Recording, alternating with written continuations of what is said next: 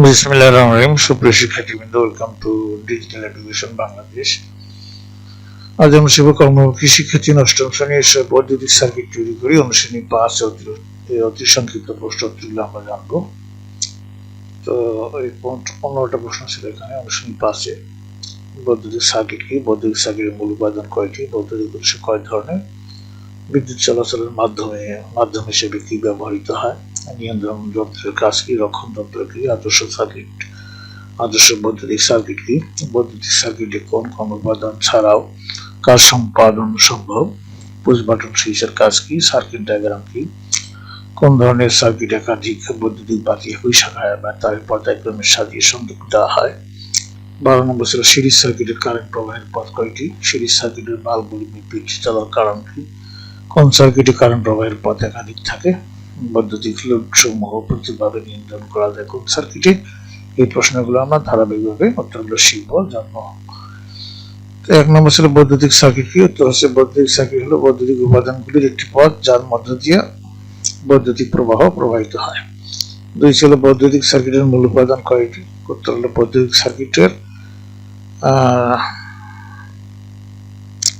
3টি মৌলিক উপাদান বা উপকরণ থাকে, যেমন বৈদ্যুতিক উৎস, বৈদ্যুতিক তার বা পরিবাহী এবং বৈদ্যুতিক লোড বা বৈদ্যুতিক যন্ত্র। এছাড়াও সার্কিটের নিয়ন্ত্রণকারী যন্ত্র হিসেবে সুইচ এবং রক্ষণ যন্ত্র হিসেবে ফিউজ কিংবা সার্কিট ব্রেকার ব্যবহৃত হয়। এরপরের প্রশ্ন ছিল বৈদ্যুতিক উৎস কয় ধরনের? উত্তর হলো বৈদ্যুতিক উৎস প্রধানত 2 ধরনের, যথা নবায়নযোগ্য, এটা হলো সৌরশক্তি, জলবিদ্যুৎ, বায়ুশক্তি, ভূতাপীয়, এবং অনবায়নযোগ্য কয়লা, প্রাকৃতিক গ্যাস, খনিজ তেল, পারমাণবিক শক্তি। এছাড়া ব্যাটারি বা রাসায়নিক বিক্রিয়া এবং স্থির বিদ্যুৎ ও শক্তির উৎস হিসেবে ব্যবহৃত হয়। তবে বেশিরভাগ বিদ্যুৎ বড় পাওয়ার প্ল্যান্টের জেনারেটরের মাধ্যমে উৎপাদিত হয়, যেখানে এই প্রাথমিক উৎসগুলো ব্যবহার করা হয়।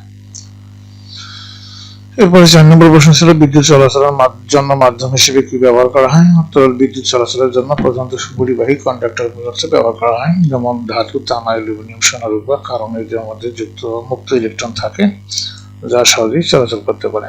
5 ছিল নিয়ন্ত্রণ যন্ত্রের কাজ কি? নিয়ন্ত্রণ যন্ত্রের কাজ হলো কারেন্ট বন্ধ করা বা প্রবাহিত করা। রক্ষণ যন্ত্র কি?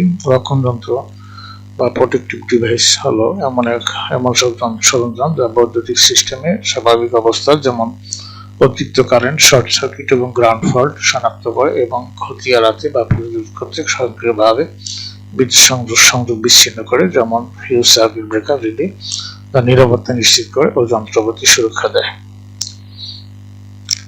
এরপরে বলা হয়েছে যে আদর্শ বৈদ্যুতিক সার্কিট কি? উত্তর হচ্ছে যে বৈদ্যুতিক সার্কিটে বিদ্যুৎ কোনো উৎস হতে বের হয়ে পুনরায় উৎসে ফিরে আসে বা ফিরে যেতে 5টি উপাদানের দরকার হয়, যেমন তাকে মূলত আদর্শ সার্কিট বলে।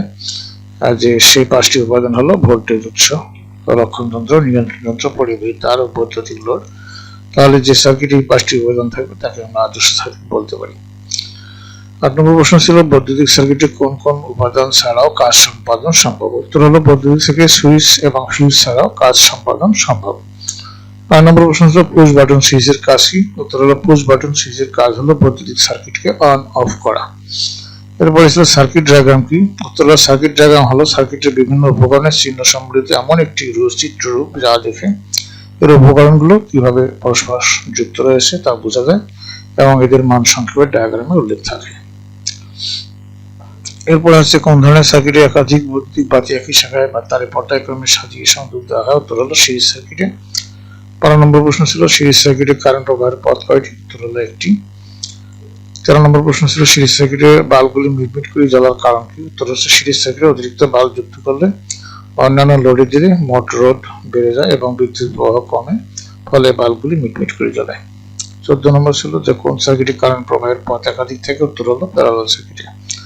15 নম্বর প্রশ্ন ছিল বৈদ্যুতিক লোড সমূহ পৃথকভাবে নিয়ন্ত্রণ করা যায় কোন সার্কিটে? উত্তর হলো প্যারালাল সার্কিটে।